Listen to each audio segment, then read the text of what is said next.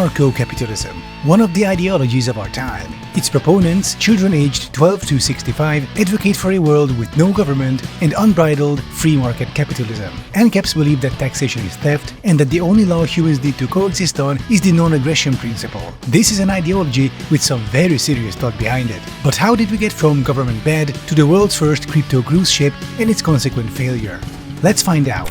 On the 7th of December 2010, a libertarian speaking event took place, hosted by the Thiel Foundation, named after its founder, Peter Thiel, a major Republican donor who's so far-right, even Republicans are worried he'll take the party down a completely insane path. At that fateful speaking event, Petri Friedman, grandson of libertarian alleged thinker Milton Friedman, gave a speech on seasteading or homesteading at the high seas. The idea boils down to this. We want a libertarian utopia, but governments have claimed all the land already, so let's build a country at the sea instead, where we can start with a clean slate without government rules and interference. Floating cities with millions of people pioneering different ways of living together goes their vision. Among the event's viewers was Chad Elbartovsky, a former defense contractor and anarcho-capitalist crypto bro who was deeply moved by the sheer intelligence of the seasteading idea. He decided to make it a reality. He's one of the founders of Ocean Builders, if you remember, together with Grant Romund, another libertarian crypto bro. They were both featured in my previous video about sea pods. That rough prototype you see on their website was their first attempt at seasteading, where Grant and Chad joined forces with German Bitcoin millionaire Rüdiger Koch, who funded the construction. It was to be a tiny but groundbreaking instance of a small, libertarian utopia free of government rules and taxation. Elbartovsky declared it to be a big middle finger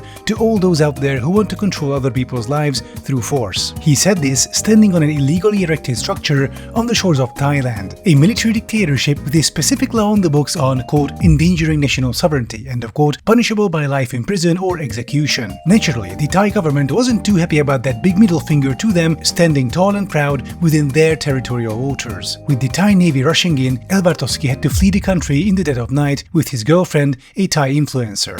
They said they built their prototype home in pursuit of freedom. But now they had gone into hiding before the Royal Thai Navy raided their home last weekend. The Navy said the structure was built within 12 nautical miles from shore, and for that, the couple could face charges of threatening the country's sovereignty. The Thai Navy seized and impounded the prototype, a shocking act of government aggression against innocent libertarians who merely tried seizing the land of a military dictatorship while also publicly taunting their government. With Thai Marines' jackboots trampling down on the first prototype, the seasteading dream seemed all but dead. But our crack team of libertarians, now calling themselves seasteaders, weren't about to give up just yet. By then, the COVID pandemic had just hit, and there was opportunity to be had. Grant, Chad and Rüdiger decided that instead of giving up, it was time to level up. Using Rüdiger's Bitcoin profits, they bought an ocean liner on the then collapsed market for 1/10 of its regular price. They christened it the MS Satoshi in honor of Bitcoin's mysterious inventor. Their new plan was as follows: turn the ship into a floating city/crypto hub and fill it with libertarians and crypto bros looking for a fresh start. Then sail the ship around the world on international waters free of government interference, thereby achieving the anarcho-capitalist seasteading dream. And oh boy, did that plan ever go well. They hired a crew wanting to sail the ship from Cyprus to Panama, which I assume was the only country sympathetic enough to the idea of having a bunch of crypto bros parked perpetually near their shores on a fucking ocean liner. Elbartovsky posted proudly about their venture on Reddit, where, however, people were a bit less enthusiastic about the idea. Questions arose such as, where do you get the power? Water? Food? Toilet paper? Internet? If the ship is on the shores of Panama and subject to the laws of Panama, why not just live on the shore in Panama? Oh, and the most important question of all, will there be a crypto casino on board? To which the answer was yes, obviously. And Chad did his absolute best trying to answer all the nitpicky questions. According to him, there would be generators providing power, and the ship would be supplied and maintained by an offshore specialized company. Hang on, I thought this was a self-sustaining libertarian utopia. Also, they envisioned residents operating Bitcoin mining rigs in their cabins. Microwaves aren't allowed, however, due to safety reasons. Makes perfect sense. But before the project could even start, our seasteading heroes began encountering problems. Turns out, operating a cruise ship full of crypto bros is not so simple. Who would have thought? And the idea that international waters are this lawless, aquatic Wild West is more akin to how children envision the world. And also Petri Friedman, apparently, grandson of one of the foundational thinkers of modern libertarianism. Can you imagine spending your days on the Satoshi at the open sea, surrounded by a bunch of sweaty weirdos? You'd be craving the land after a day. Oh yeah, that good old solid ground ground. Kinda like good old solid news by ground news. How's that for a segue, huh? These days, misinformation spreads like a crypto scam, but it's near impossible to verify, especially on social media. Out-of-context rumors, information bubbles, wacky algorithms, the effects of a news economy designed to hold your attention instead of actually informing you. Enter Ground News, created by a former NASA engineer on a mission to help you navigate the media landscape. It collects articles from around the world so you can compare how different sources report on the same story. It gives you additional context such as how reliable is the reporting, what is their political bias, who owns a given news site. These can be very relevant questions depending on the news story. Take a look at this story, for example. Ground News tells us that it was covered by nearly 150 news sources, most of them at the center, with slightly more left-leaning than right-leaning coverage. Scrolling down, you can compare the headlines to see the full picture. According to the bias comparison, left-leaning sources emphasize the loss of life, while the right focuses on humanitarian aspects and ICC directives. You can also nicely see the Fox News bias here. While other news sources report on 45 Palestinian deaths, Fox News tries to downplay it by fronting the death of 2 Hamas commanders and referring to civilian deaths as dozens without giving an accurate number. Ground News is a powerful tool in your hands to navigate the news economy, a tool I've been searching for a long time that gives me access to diverse perspectives. I highly encourage you to check them out. If you go to ground.news/Adam or scan this QR code, you'll receive 40% off their Vantage plan, which includes unlimited access to every feature. Or you can try their Pro plan for $1 a month for great value. Your subscription will not only help this channel, but you'll also be supporting an independent platform, making the media landscape more transparent. Thank you for checking out Ground News. And so our libertarian heroes, standing in a Greek port, were anxiously waiting for the arrival of the new cruise ship from Cyprus to be sailed further to Panama to make the seasteading dream come true. And that's when it began to dawn on them that the world might not be as simple as they envisioned. Turns out, international waters are not in fact a lawless Wild West, but governed by a plethora of laws and regulations, which is something they could have found out with a 1-minute Google search. Firstly, ships need to be registered in a country having to fly that country's flag. Consequently, on board the ship, that country's laws will apply. So much for living free of government. You could just not register your ship, but if you do that, a couple of interesting things will happen to you. For example, common legal protections will cease to apply to you, effectively making you a legal target for piracy, as no nation is really obliged to come to your help should you get attacked. And your massive cruise ship loaded with crypto bros, sporting expensive crypto mining gear and other valuables, is the mother of all targets for any pirate. Secondly, no port will let you in. A ship's registration is basically its passport, so if you need to resupply or seek shelter from a storm, good luck doing that in any civilized port. Thirdly, if you're sailing an unregistered vessel, apparently other nations' ships can just approach you, board you, and bring you under their jurisdiction. Long story short, our heroes ended up buckling to the evil government pressure and registered their ship to Panama. But seriously, they could have found out all this in advance with like a minute of googling. They hired a skeleton crew to take them through the ocean, a British captain and a crew of 40 or so sailors. According to this article, the captain, Peter Harris, considered resigning after a week, accurately sensing the catastrophe lying ahead. According to him, the ship's new owners, Grant, Chad and Rudiger, knew nothing about shipping. And by that, I don't mean highly esoteric professional industry specifics. I mean basic fucking stuff, such as ships needing a certificate of seaworthiness, which they naturally did not get for the MS Satoshi. According to the article, usually a new buyer would ensure certificates lasted a couple of months to cover any onward journey, but no one on the ocean builder's side had checked.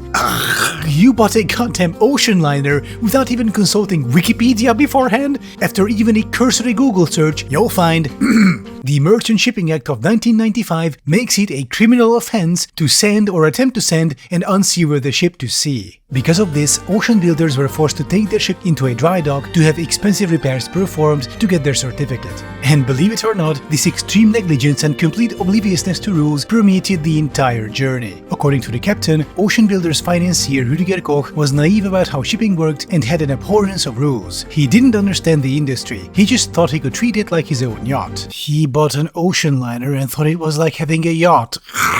Oh my god, these people are literal children. But ocean builders' trials were far from over. As the ship sailed across the Atlantic to Panama, El Bartosky was planning to convince the Panama authorities to let their ship anchor off their coast, registered as a floating residence instead of as a ship. That way they could sidestep all the red tape associated with ships. Sounds logical, but isn't this something you should have organized before setting sail to Panama? Hell, before buying a fucking ocean liner to use it as a floating crypto bro city? So you know you'll have an actual fucking place to put it? No? Okay. Panama, of course, did not find Chad's idea of a floating residence amusing and insisted on keeping the ship registered as an actual ship. But this also meant having to sail 12 miles off the coast every 20 days to let out wastewater, which they weren't allowed to do in Panamanian waters. But there was yet another problem. Turns out ships need to be insured, and, according to the article, no one would agree to cover them. They wouldn't even tell us why we weren't insurable. They just kept saying no, Rowan said. It's kind of hard to remedy something if you don't know what the problem is. That sounds rough, though I think I know what the problem was. Allow me to speculate a bit and roleplay one of their phone calls with an insurance agent. Hi, hello, GM. So we'd like to insure our ocean liner in Panama? Right, so can you describe your planned operations? Yeah, it's like a floating city for crypto bros who want to live free from government tyranny such as taxes. We don't know anything about ships or the sea, but we'll figure it out, I guess. And what we do know is that every room will have a crypto mining rig and we'll also have a casino. Hello, are you still there? Hello? After trying multiple insurers and brokers, Romund began to realize that the cruise ship industry was, as he put it, plagued by over-regulation. But isn't this something you could have researched before buying a fucking ocean liner? Also, over-regulation. Yeah, sure, dude. Hey bro, I put together a car from scrap in my backyard, named it the Crypto Mobile, but police pulled me off the road. They said I needed some weird stuff like vehicle lights, speed gauge, insurance, driver's license. The roads are plagued by such an over-regulation, bro. Government's bad.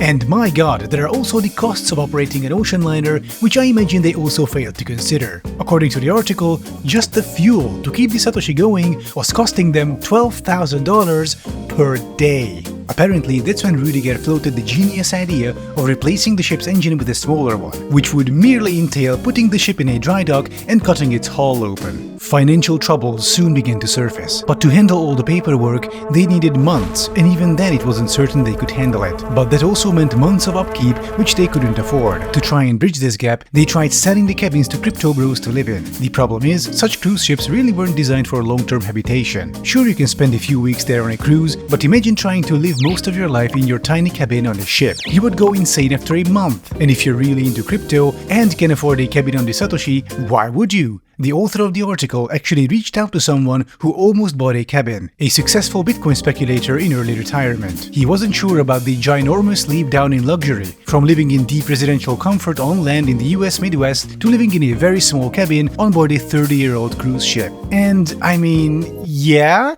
kind of. It's a good point. Maybe you could have thought about this before buying a fucking ocean. But even those who didn't mind the step down in luxury were slated to be strangled by regulations, drowning in them, if you will. For example, want to have a pet on board? Well, your pet shall not exceed 20 pounds, and should it disturb the peace more than 3 times per month or 5 times per year, it shall no longer be permitted on board. Pet-related conflicts shall be resolved according to Section 5/F of the Satoshi Purchase Agreement or Section 4F of the Satoshi Master Lease where applicable. Dogs shall only be permitted in cabins with balconies, and owners are advised to buy a designated porch potty. Throwing animal waste overboard shall result in a fine of $200. Unsurprisingly, nobody was buying the cabins to be living perpetually on the MS Satoshi. But even if they did, how would ocean builders cover the ship's operating costs? Just the fuel is $12,000 per day. Even if they managed to get the daily cost of everything to, say, $2,000 per day, that's still $60,000 per month. As far as I know, the cabins were supposed to be one-time purchases. How would they cover the recurring costs in this anarcho-capitalist, no government, no taxation utopia? Oh, I know. What if the inhabitants would pitch in part of their monthly income into a common fund in order to keep the settlement running? We could call this model taxation.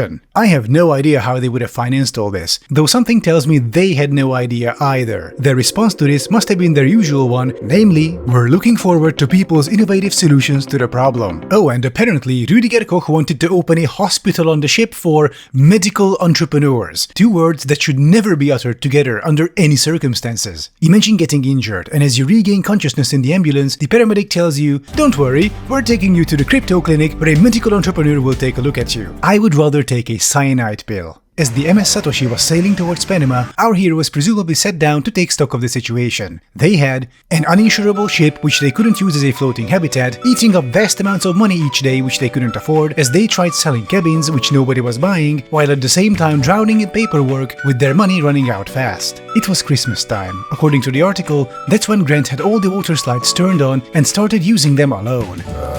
They're just children. These people are just children. At that point, the seasteading dream was all but dead. They decided to sell the Satoshi. But oh, what's that? COVID pandemic, the entire cruise ship industry being dead? Right, so they couldn't even sell it. Therefore, they made the painful decision to instead scrap the Satoshi and with it their dream of anarcho-capitalist seasteading. They found a shipbreaking company in India that would buy up their ship. So they made the deal and... Hello? What's that? Basel Convention? Is that some kind of cryptocurrency? Oh.